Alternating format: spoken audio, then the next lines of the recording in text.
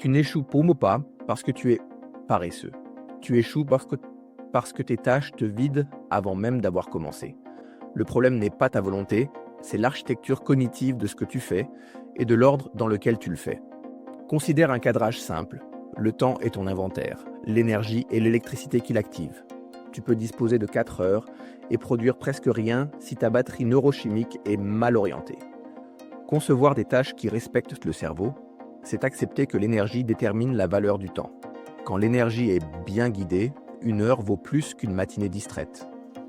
Ton cerveau initie avec la dopamine, maintient avec la noradrénaline, affine avec l'acétylcholine. La dopamine déclenche l'entrée en action quand le premier pas est clair et promet un gain concret. La noradrénaline te place au bon niveau d'alerte. Trop bas, l'ennui t'engloutit. Trop haut, l'anxiété brouille le signal.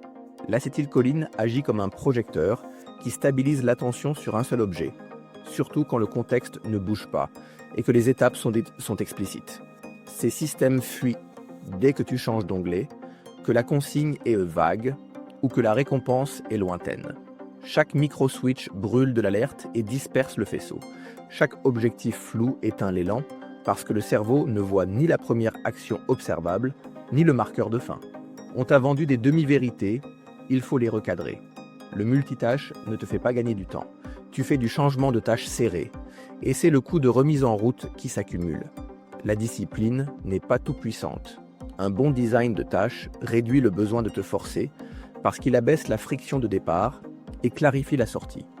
Les objectifs immenses ne motivent pas à court terme s'ils créent de l'ambiguïté. Le cerveau préfère des unités finissables avec une fin vérifiable. Tenir plus longtemps n'est pas une stratégie. Le cerveau performe en cycle court avec des bornes visibles. Regarde les données utiles sans jargon inutile. Le changement de règle a un coût mesurable.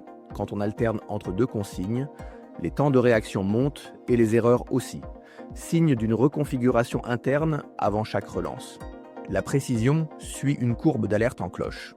Un niveau modéré plus des indices clairs donne le meilleur rendement, alors que le trop faible et le trop fort dégradent la visée. Les enchaînements de micro-choix fatiguent le jugement. Phénomène de fatigue décisionnelle. Plus tu dois décider de détails, plus l'énergie se dilue. A l'inverse, définir à l'avance quand, où et comment tu démarres une action augmente la probabilité d'initier au bon moment, car tu supprimes l'ambiguïté de départ. La charge cognitive s'améliore quand l'intrinsèque était respecté, l'extrinsèque nettoyé, et que la progression impose des étapes observables.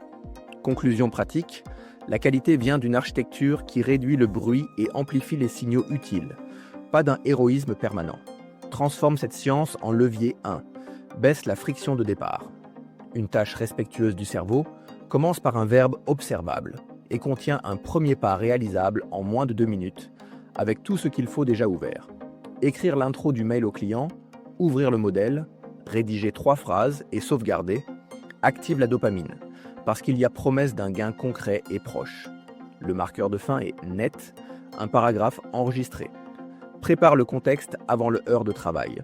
Fichier, gabarit, dossier, onglet utile, rien d'autre.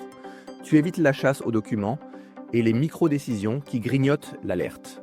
Tu signales à ton cerveau qu'il s'agit d'un trajet court et familier. Levier 2. Le context bundling. Regrouper les tâches qui partagent outils et logique. Le cerveau adore répéter un même schéma moteur et cognitif. Si tu écris plusieurs réponses clients, conserve le même modèle, la même fenêtre, le même ton, et traite-les en un bloc. Tu économises les reconfigurations et tu laisses l'acétylcholine se fixer comme un projecteur stable. Fixe des bornes de fin pour chaque paquet. Par exemple, 3 réponses, puis une courte pause. Ajuste la taille du paquet à la charge. Dès que tu dois ouvrir un nouvel outil ou changer de registre, tu sors du bundle et les coûts cachés remontent. La vitesse vient d'un chemin identique répété, pas d'une variation permanente. Voici une séquence de 20 minutes qui respecte la charge cognitive et produit un retour visible. Tu poses un timer sur 20 minutes. Tu choisis une tâche formulée avec un verbe et une fin vérifiable. Écrire l'introduction et la première section du rapport dans le modèle. Tu affiches le modèle, tu coupes les notifications pour la durée, tu gardes ouverte seulement l'éditeur et la source utile. Pendant la séquence, tu restes dans le même contexte, sans consultation latérale. À la 15e minute, tu écris une phrase de transition et une phrase de conclusion pour solidifier la fin. À la 19e minute, tu vérifies, introduction présente, section 1 présente, fichier enregistré, nom de version claire. À la sonnerie, tu marques physiquement la fin, coche dans ton suivi, date et mini-bilan en une ligne, puis une petite récompense neutre et proche. Par exemple, changer de posture, boire une gorgée d'eau, lever les yeux. Ensuite, tu décides en une phrase si tu relances un second bloc identique ou si tu passes au bundle suivant. L'élan a reçu son gain, l'alerte n'a pas saturé, le projecteur est resté stable. Ce design n'étrangle pas l'ambition, il la séquence. Ta journée ne se gagne pas en essayant de tout faire, mais en fabriquant des unités qui n'épuisent pas la batterie. Si tu entres dans un bloc avec du flou, tu paies 2 fois. Au départ quand tu hésites, au milieu quand tu te demandes « où j'en suis ». A l'inverse, avec une phrase de mandat, un fichier prêt et un marqueur de fin, tu supprimes cette double taxe. La constance vient moins d'un effort héroïque que d'un décor qui enlève les cailloux de la chaussure. La motivation n'est pas absente, elle est mal nourrie. Elle dépend de prédictions de récompenses. Si le gain est lointain, le calcul n'allume pas l'initiation. Rapprocher un micro-gain et éclaircir le prochain pas suffisent à déclencher. C'est l'intérêt des modules de 20 minutes. Ils compressent l'horizon de récompense et multiplient les fins visibles. Applique la même logique aux tâches vagues. Remplace « préparer la présentation » par « écrire la diapo d'ouverture avec message clé et une image » enregistré sous version 1. La seconde formulation respecte le cerveau. La première l'épuise. Ce qui entretient l'intérêt, ce n'est pas de varier à la minute, c'est d'observer du progrès. Varier sans fin crée de la nouveauté, mais peu d'avancée. Quand tu regroupes par contexte et que tu gardes la même forme d'action, tu fabriques de la vitesse et un sentiment clair de « je sais quoi faire ». Plus tu vois de fin, plus tu renforces l'envie de recommencer. Chaque fin visible ajoute une brique de confiance qui réduit l'effort d'initiation du bloc suivant. Si ton flux comporte des entrées imprévues, ne traite pas tout à chaud.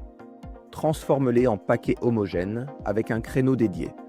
Le cerveau gère mieux 10 décisions semblables en un bloc que 10 décisions différentes dispersées. Tu n'ignores pas l'urgence, tu la domestiques dans une fenêtre prévue. Tu protèges la précision et tu réduis la fatigue décisionnelle en regroupant les choix et en fixant d'avance les critères d'acceptation. L'élégance est dans la simplicité opérationnelle. Un verbe, une fin observable, une récompense proche, un contexte constant. Quand tu respectes ces règles, tu cesses de lutter contre ta biologie. Si un bloc échoue, pas de culpabilité. Autopsie rapide. Était-ce trop vague, trop long, trop mêlé d'outils, trop pauvre en marqueur de fin? Tu ajustes un seul paramètre et tu relances sur un bloc identique. Tu passes du jugement à l'ingénierie de tâche. Commence aujourd'hui. Choisis une tâche qui compte, reformule-la avec un verbe précis, un premier pas réalisable en moins de 2 minutes, fichier ouvert, fin vérifiable et micro-gain assuré. Programme 20 minutes et observe. Si tu termines, marque, récompense, puis décide en une phrase si tu refais un tour ou si tu bascules vers le bundle suivant. Si tu t'éparpilles, prends-le comme un signal. Contexte mal groupé ou consigne mal écrite. 2 micro-ajustements par jour suffisent pour bâtir une semaine robuste. Si ce guide t'a aidé à produire un bloc solide aujourd'hui, abonne-toi discrètement pour retrouver ces séquences sans friction et envoie l'épisode à une personne qui confond encore motivation et architecture. On poursuit avec des modules courts qui respectent la charge cognitive et te laissent des victoires visibles.